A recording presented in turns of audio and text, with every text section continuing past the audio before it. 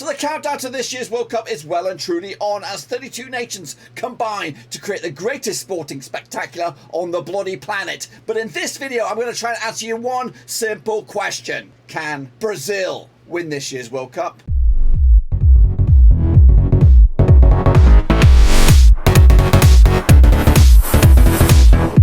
That's right, folks, back once again with another World Cup summary video. That's right, where we're going to try and answer one simple question. Can this nation actually go out and win the World Cup out in Qatar? We'll take a look at it, all of it in a second. Of course, if you're new, where you been, smash your subscribe button, bang it. All things World Cup related, Black and Rovers related, world football itself related. We got it all here, boys, under one roof. Of course, the countdown is well and truly on, with the tournament set to kick off in November 2022, of course. But what's going to happen this coming World Cup? We'll take a look at all of it in a second. Of course, big shout out to my VIPs. They are the patrons, of course. And if you are interested in helping out the channel in another way, check out the links down below. I'm on Twitter, I'm on Twitch, I'm on Patreon, and of course there's a Discord in there. So get in amongst it and let's get chatting. Brazil! That's right, here we go. Brazil, of course, the nation that is looking to make it a sixth-time champion. Can they finally get their hands on a trophy yet again? It's been about 20 years since they last had their fingertips on the bit of bling. But of course, they come into this with high hopes. Let's take a look at how they got here. Of course,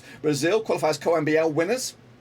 And of course, they got 45 points out of their 17 games they played in their long-winded, of course, qualification campaign.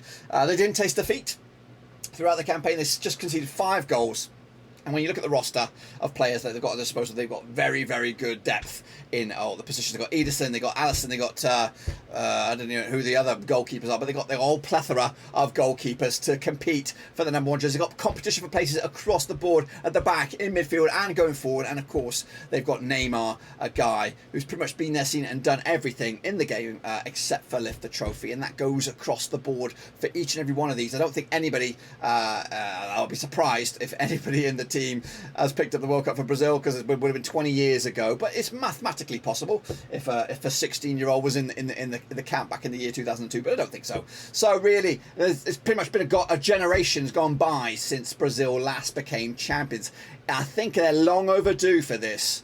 And again, when you look at, we'll elaborate on the journey and stuff like that. When you look at the individuals, there are some world-class players in this, and Neymar may fit the bill and all that, but there seems to be a camaraderie, a chemistry, an understanding here with Brazil.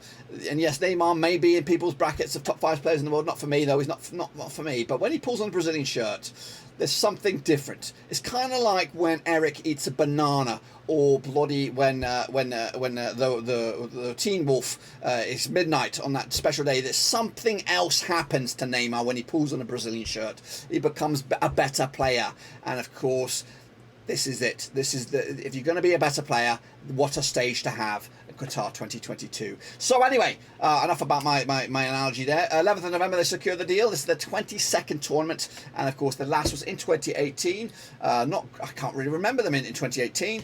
22 tournaments in a row. I don't even know if that's been matched across the countries here.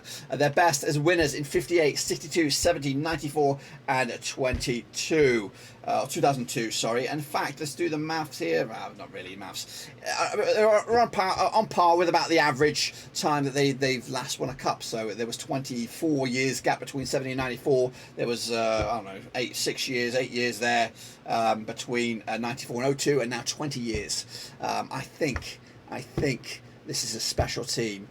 How special is it, though? How special is it? They are managed by, of course, Tite is the governor. The VIP is Neymar. And again, you can come here with your opinions about where he ranks in the world of football. But when he pulls on the Brazilian shirt, I think for a country, there's not many players that are better for their country than Neymar, in my eyes. So, and again, he's the leader, the talisman, amongst, and of course, a key part.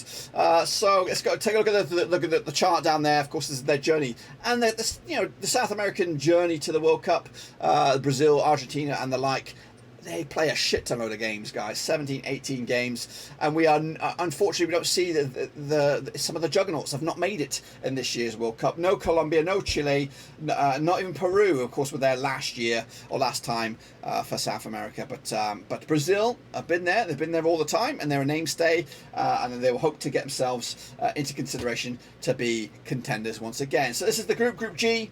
And again, straightforward, you would imagine, for Brazil for this part of the World Cup bracket, and again a chance for them to start getting those wheels moving, getting rolling in the right direction for a long tournament indeed. But let's not underestimate the opposition in this group. Cameroon, Switzerland, and Serbia will join Brazil in Group G to make a very, very difficult Group G on the grand scheme of things. I think on their day, each one of these teams can beat each other, I think, on their day.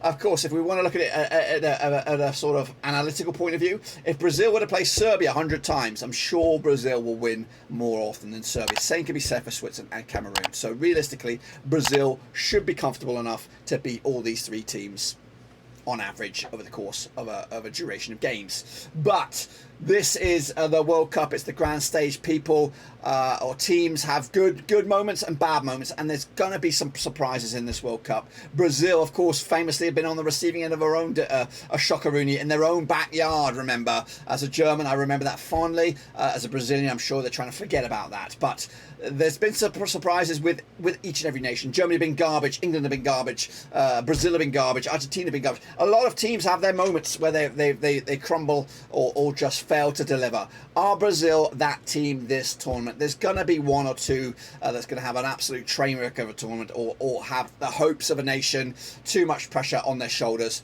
in the end. So that could be Brazil.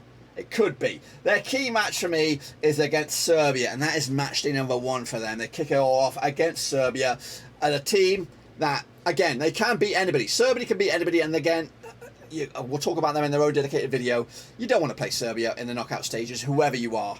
They've got goals in it, they've got creativity, there's a belief about them. They came through convincingly through their group stage over in Europe, and Europe's group stages can be tricky. But this is Brazil here we're talking about. Brazil have got players, they've got abundance and depth in a lot of positions.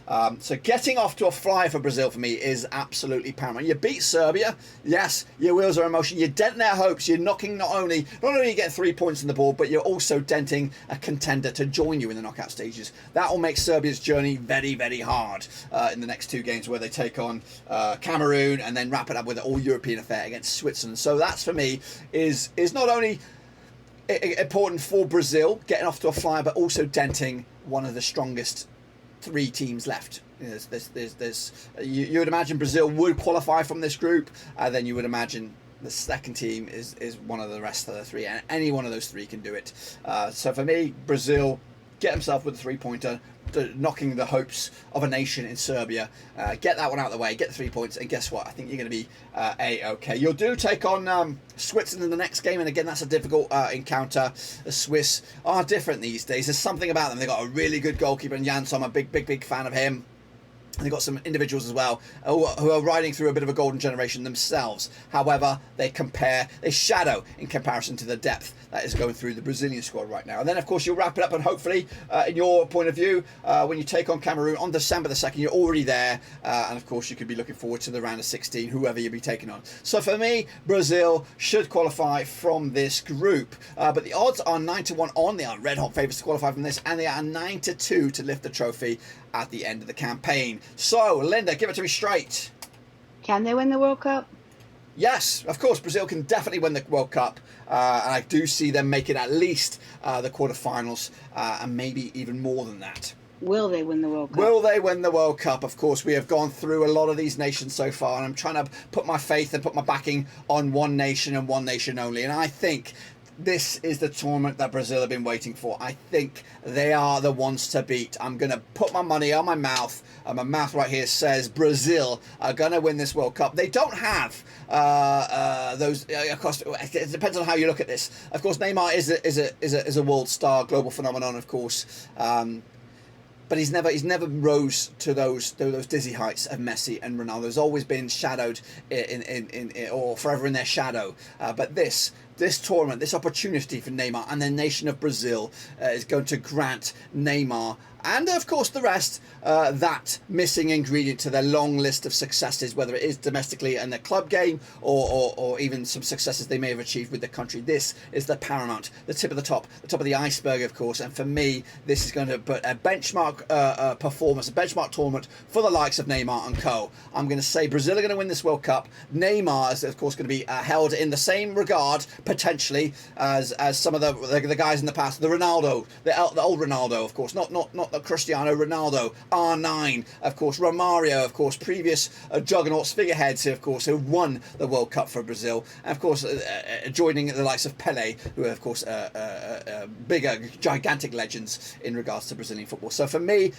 they're the team to stop. They're the team to avoid. Brazil going to go the distance and lift the trophy at the end of it in Qatar 2022. So there you have it, folks. There you bloody have it. A short, sharp take on this nation's chances out in Qatar 2022. What do you expect this country will do in this year's tournament? Do you think they'll get out of the group stages, or do you think they'll go deep, deep, deep into the competition itself? Let me know your opinion down below. And of course, we'll look forward to non-stop coverage right here at Blackburn Overseas. We're going to have, of course, predictions, previews, reviews, reactions, and of course, reactions from real fans themselves, of course. So that's all to look forward to this year out in Qatar 2022. So make sure you smash your subscribe, smash the thumbs up, and smash the little bell, boys and girls, as we look forward to a fantastic winter, or at least late 2022 of world football. Let me know your thoughts and opinions again about this nation, and of course the tournament itself, in the comment section. But until then, guys and girls, I'll see you soon for the next one.